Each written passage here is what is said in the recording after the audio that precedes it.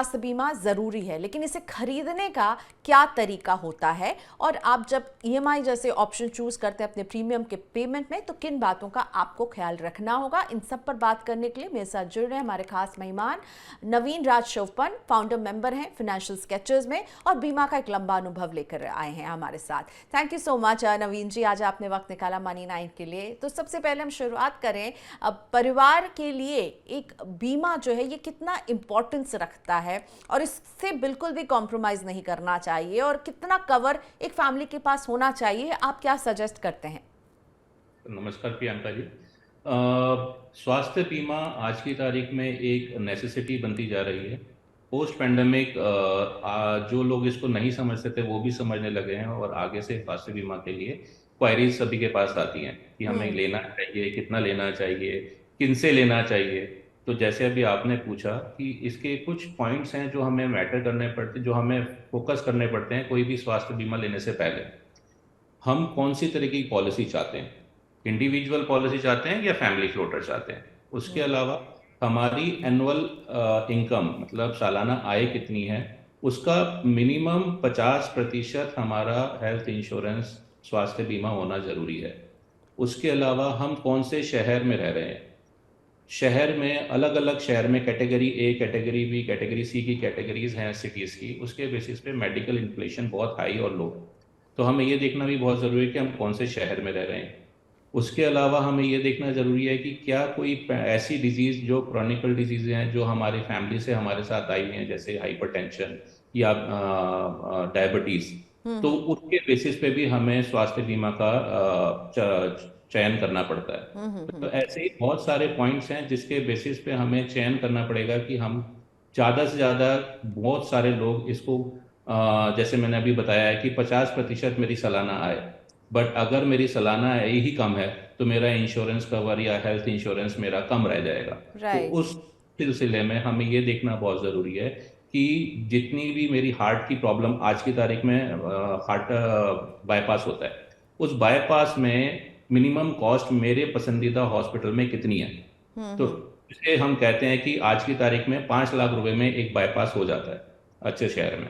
तो 5 lakh minimum health insurance, और उसके अलावा मेरे को अपनी फैमिली की रिक्वायरमेंट देखनी है, अपने आय का 50% मिनिमम देखना है, और कौन से शहर में मैं रह रहा हूँ।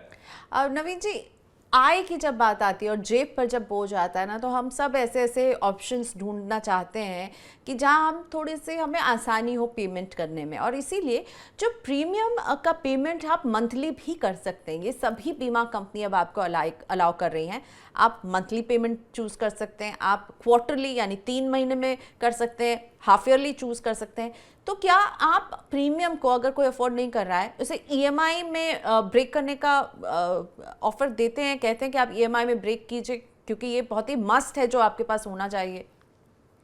तो बहुत अच्छा सवाल पूछा प्रियंका जी। आज की तारीख में जैसे सभी के पास अवेयरनेस हो गई है स्वास्थ्य बीमा लेने के लिए, बट साथ ही साथ स्वास्थ्य बीमा महंगे भी होते हैं, तो एक साथ जेब पे बोझ भी पड़ता है।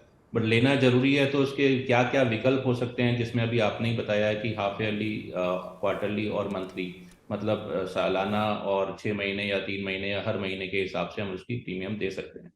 तो सभी कंपनीज ने एक नया विकल्प निकाला है, जिसके चलते उन्होंने कुछ कंपनी, फाइनेंस कंपनियों के साथ इसमें टाई अप किया है, और इन बीमा के लिए वो कुछ प्रतिशत चार्ज भी करते हैं। अगर आप मंथली लेते हैं तो उनका डिफरेंट परसेंटेज है, हाफ ओके। ईयरली लेते हैं डिफरेंट है, क्वार्टरली डिफरेंट है। तो क्या होता है, कंपनी के पास तो एक सालाना बीमा पहुंच जाता है, बट एक स्वास्थ्य बीमा धारक और एक फाइनेंस कंपनी के बीच में एक कॉन्ट्रैक्ट होता है, उसके बेसिस पे वो ईएमआई के परसेंटेज वो उसमें चार्ज करते हैं।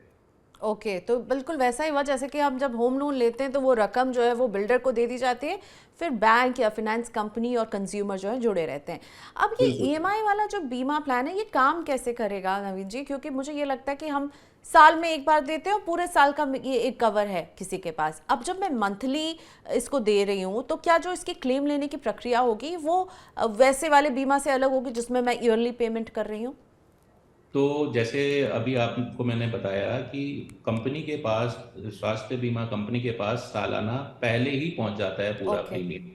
और एक फाइनेंस कंपनी या एनबीएफसी कंपनी उसको फाइनेंस करती है एक स्वास्थ्य बीमा धारक के लिए, और उसमें कुछ परसेंटेज चार्ज करती है।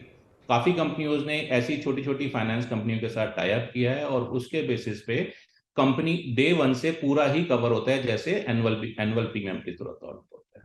और अगर मुझसे कोई महीने की किस्त जो है वो डिफ़ॉल्ट हो जाए, क्योंकि आपने कहा वो कंपनी के पास तो पैसे पहुंच गए हैं, पर मेरा हम्म। कॉन्ट्रैक्ट है उस फाइनेंस कंपनी से जिससे मैंने इस तरह से ये सेटलमेंट हमारा हो रखा है कि मैं उनको पेमेंट कर रही होंगी, तो अगर मैं डिफ़ॉल्ट कर जाऊंगी तो वो कवर मुझे मिलता रहेगा? तो डिफॉल्ट करना बिल्कुल सही बात है। तो इसमें जितनी भी फाइनेंस कंपनी और स्वास्थ्य बीमा कंपनी है उनके बीच में टाई अप होता है, और अगर मैं कोई कंपनी ईएमआई डिफॉल्ट कर जाता हूं तो उसमें ग्रेस पीरियड होता है 30 डेज का। उस ग्रेस पीरियड के बाद भी कई बार ऐसा होता है कि हमसे मिस हो जाती है बीमा देने की राशि, या उसके अलावा टेक्निकल इश्यूज की वजह से मेरा ईएमआई नहीं लग पाता है।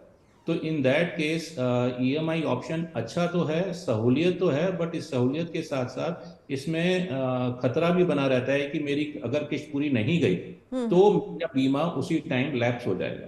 तो ओके। क्लेम मिल सकता है, क्लेम मिल सकता है, मगर अगर किस्त नहीं गई तो बीमा लैप्स होने के चांसेस होते हैं। ओके। तो अगर कोई किस्त का ये ऑप्शन लेता है नवीन जी, इसी मोड में पेमेंट करने में वो कंफर्टेबल है, तो आप किन बातों का ख्याल रखने के लिए उन्हें कहते हैं?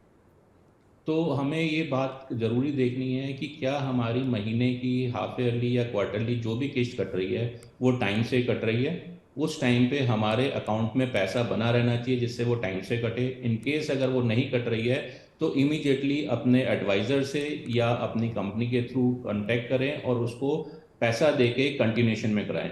अगर ये नहीं होता तो उस सिलसिले में बीमा कवर खत्म हो जाता है, लैप्स हो जाता है, और फिर शुरू से शुरू करना पड़ता है।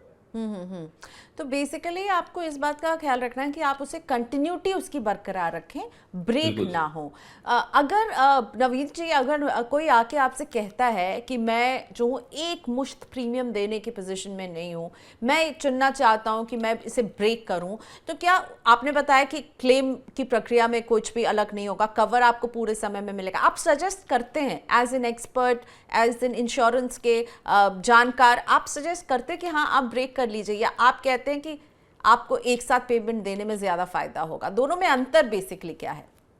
तो मेरे हिसाब से हम तो ज़्यादातर लोगों को यही बोलते हैं कि जैसा बहुत ज़रूरी हो गया है आज की तारीख में स्वास्थ्य बीमा लेना किसी भी परिवार के लिए, तो इसको फर्स्ट प्रायोरिटी बना के एनुअल पेमेंट ही करें। ओके। ईएमआई को अवॉइड करें, क्योंकि ईएमआई लेने के बाद ऑप्शन है, हमारे पास विकल्प ज़रूर है, बट उस विकल्प में हमें अपने आप को बहुत तत्पर रहना पड़ेगा। हमें कंटिन्यूशन में देखना पड़ेगा, फॉलो करनी पड़ेगी अपनी ईएमआई। इन केस अगर मिस हो जाती है तो जो पर्पस है, जनरली मैं बोलता हूँ बीमा बिना पर्पस के नहीं लिया जाता, जो पर्पस है वो डिफीट हो जाता है और हमें शुरू से शुरू करना पड़ता है, और जब जरूरत पड़े, भगवान ना करे, उस टाइम पे हम उसको इस्तेमाल नहीं कर सकते।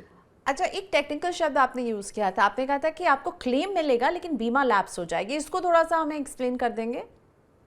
तो क्लेम मिलेगा, मैं आपको बताता हूँ, क्योंकि मेरी पॉलिसी कंटिन्यूशन में चल रही है, हर महीने या हर हफ्ता क्वार्टरली मेरा प्रीमियम जा रहा है, तो क्लेम मेरा डे वन से कवर है। ओके। उसके अलावा अगर पॉलिसी लैप्स हो जाती है या ईएमआई लैप्स हो जाती है तो उस सिलसिले में पॉलिसी लैप्स हो जाती है, पॉलिसी लैप्स होने के बाद मेरा बीमा कवर हट जाता है। तो उस साल तो मेरे पास बीमा कवर रहेगा, उसके आगे नहीं रहेगा, नहीं या फिर? नहीं नहीं नहीं नहीं, तो ये फाइनेंशियल कंपनी जितनी भी मैंने आपको बोली हैं उनके बीच में और हेल्थ इंश्योरेंस कंपनी के बीच में एक ये टाई अप होता है जिसमें अपडेट रहता है कि पूरा बीमा समय पे आ रहा है या नहीं आ रहा है। Okay okay. तो मान लीजिए मैंने 7 महीने तक ईएमआई पे की है, 8वें महीने में मैं मिस कर गई हूँ और 10वें महीने में मुझे हॉस्पिटलाइजेशन की ज़रूरत हुई, तो ये बीमा बेकार साबित होगा? बेकार हो जाएगा, बिल्कुल ओके। सही। तो आपने जो 7 महीने भी पेमेंट की उसका भी आपको कुछ नहीं मिलेगा और ये पूरी तरह से लैप्स हो जाएगा। तो ध्यान रखिए, ईएमआई का ऑप्शन अगर आप चुनना चाहते हैं तो ये आपका लास्ट विकल्प होना चाहिए। कोशिश ये होनी चाहिए कि आप एनुअली इसे पे कर दें, वो आपके जेब के लिए बेहतर है और आपके लिए जो सुरक्षा कवर जो आपको चाहिए उसके लिए भी अच्छा रहेगा।